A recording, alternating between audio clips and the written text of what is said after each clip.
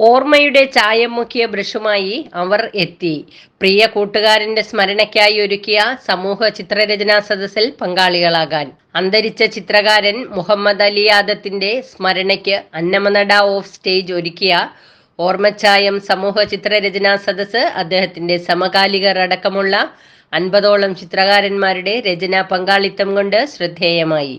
Lalithakala Akademi secretary N Balamuralikrishnan ഉദ്ഘാടനം ചെയ്തു. അന്നമനട ഗ്രാമപഞ്ചായത്ത് വൈസ് പ്രസിഡന്റ് ടെസി ടൈറ്റസ് അധ്യക്ഷത വഹിച്ചു.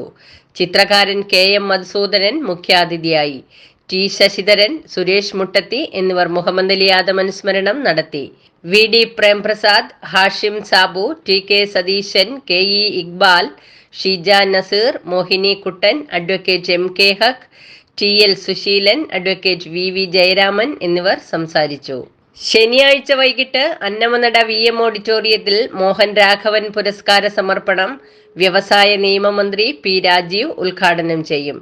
സംവിധായകൻ ഡോക്ടർ ബിജു നിഷിദ്ധോയുടെ സംവിധായിക താര രാമാനുജന് പുരസ്കാരം സമർപ്പിക്കും.